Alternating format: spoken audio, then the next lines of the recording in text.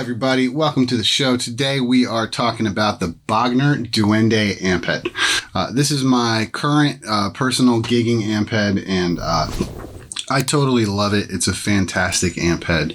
And so as I was thinking about breaking this down and talking about why somebody might want an amplifier, I found myself a little bit pressed for a really good answer. And so because the models and stuff are so good, but here's why. I'm an amp guy. I've been an amp guy forever, and I struggled with that question.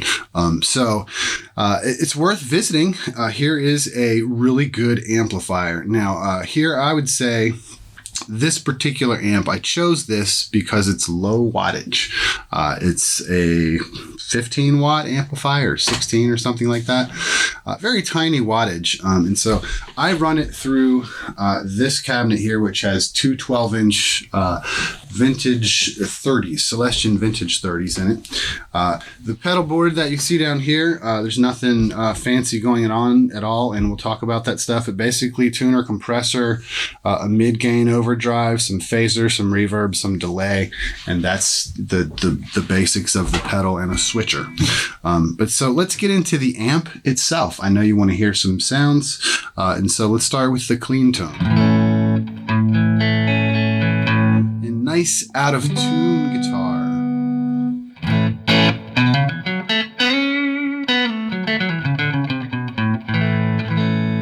So as you can see, our gain is not up at all. This is our clean channel here. Gain's not up at all. Treble is getting into the treble, but not really cranking it. And the bass is cranked.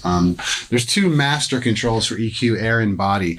They're seen right here in the middle. And they apply to both channels, and body's cranked as well. So if I were to say anything was lacking in this amplifier, it'd be the bottom. However, when you crank both of those up, the bottom's all there, so you can't really say it's lacking. You just have to turn up all the way.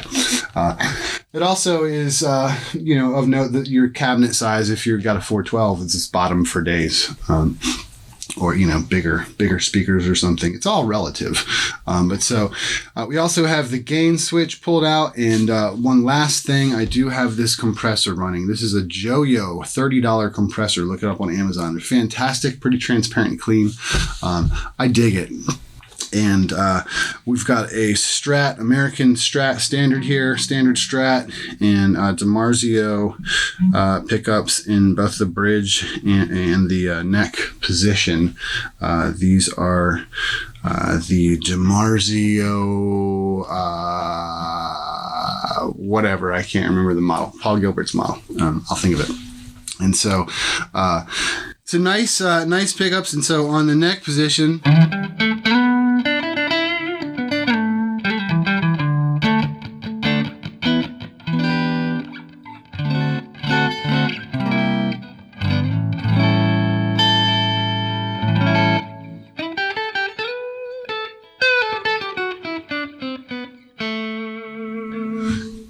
and that's, a clean channel is a clean channel. I don't play a ton of stuff on clean. But when I do, it's there, and it seems to do the job just fine.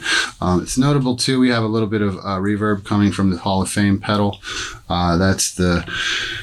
Seems to be this Hall preset. It's like sitting between two. Hall preset, a little bit of decay, and kind of low in the mix. Not a lot of reverb, just a little taste. Off.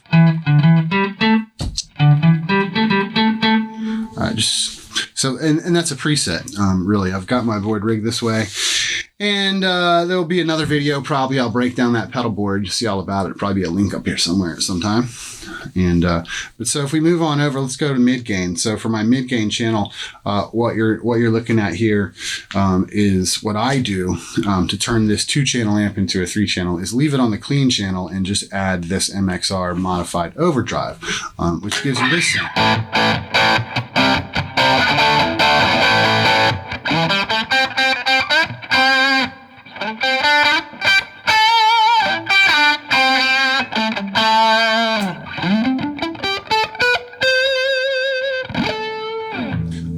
It's a really nice mid-gain tone.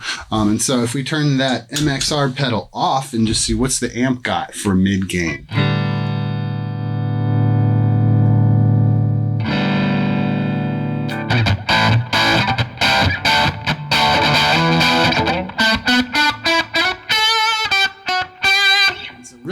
great mid-gain channel. And really, it'd be awesome if, I guess that's why people have the Ecstasy and Shiva heads, because then you get all three channels kind of in three dedicated channels. And so I have to kind of choose with my live set. I do a lot more mid-gain stuff, but the clean has to go clean. So it's a lot easier to dirty up a clean channel than it is to clean up a dirty channel.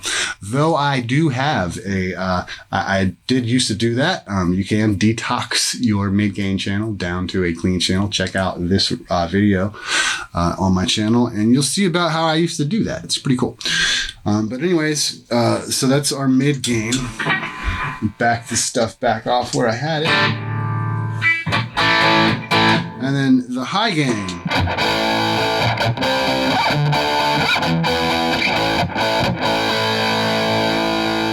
And so you're hearing all of that channel for sure.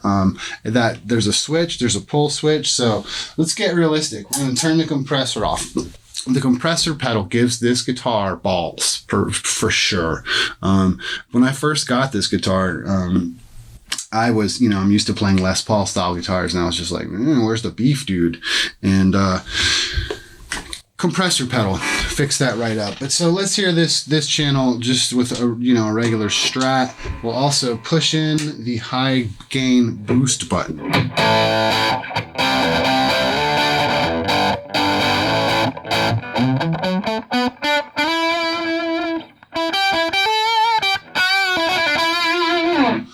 It's also good to note this is bedroom volume, man. I'm in the room with this thing. You don't have to have it blown through the roof at all. You can have it just bumping into its tubes, and it'll give you a good tone. And for the purpose of making a video like this, it's really great that way.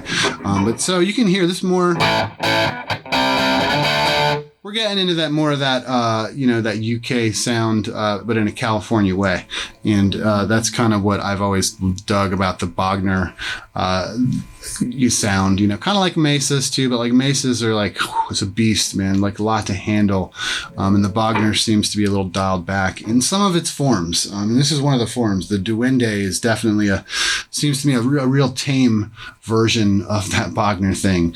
And, but you can make it go crazy. And so we go from straight, and that's with the gain turned all the way up. If I back it off halfway,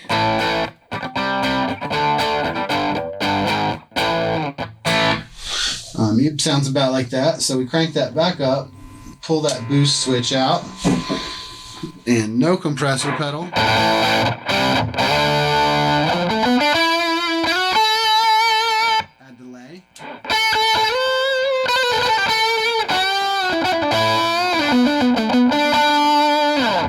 So like it's kind of there. It's almost there for like a good solid lead tone.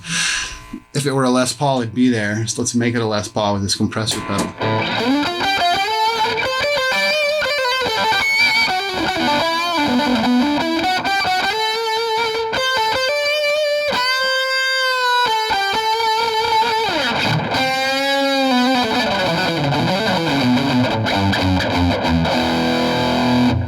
You can see it's got all the chunkiness and the gain and the sustain that you'd kind of want.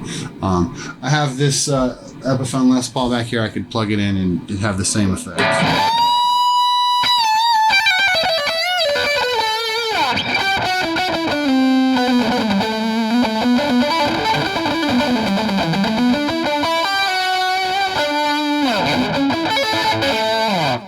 There's not much that you can't kind of do with the gain wise. And so that's the three channels kind of the Bogner thing. And so I'll put a little shot of the back of it up right here. You can see it's kind of it's pretty functional amplifier too. You've got a line out that I've never really fooled with the line out. I don't know what's going on there. It might be okay. Who knows? I do use the tremolo. If you want to hear the tremolo, I'll just bank up here, I think. Yep.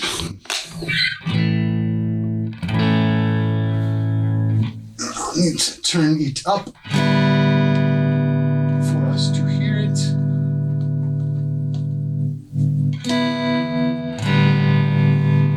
It's a really good tremolo.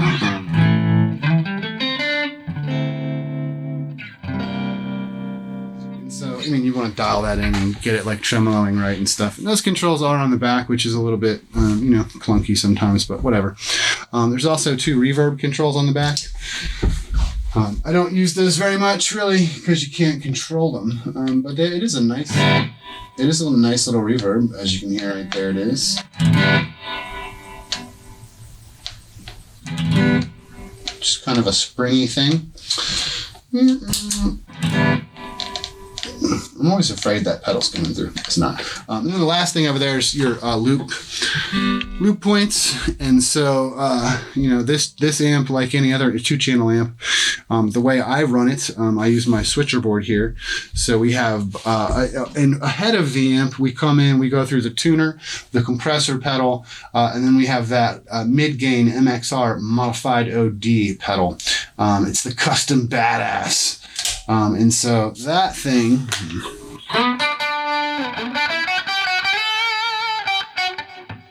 with delay.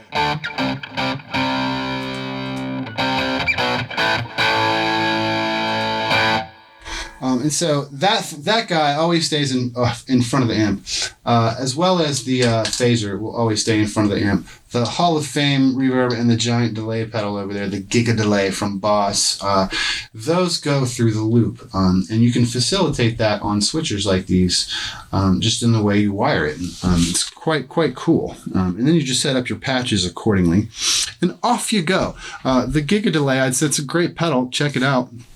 You never know, you might like it. It's you can find them relatively inexpensive compared to a lot of other pedals, and you can set 4 presets. So it kind of works great for a gig thing. You can have 4 delay. It's like having 4 pedals ready to go, kind of, because you've always got that other preset just right there waiting to go. And then, of course, you can get your tap tempo happening too. And so that's all another conversation. I'll break that down in this other video, and probably be a link to it here. Click on it, you never know. Meanwhile, back to the show. That's the Bogner Duende. It is plenty loud to gig with, if you're wondering about this question. I gig with a band in Nashville, 2 bands really, for a while, and now just 1.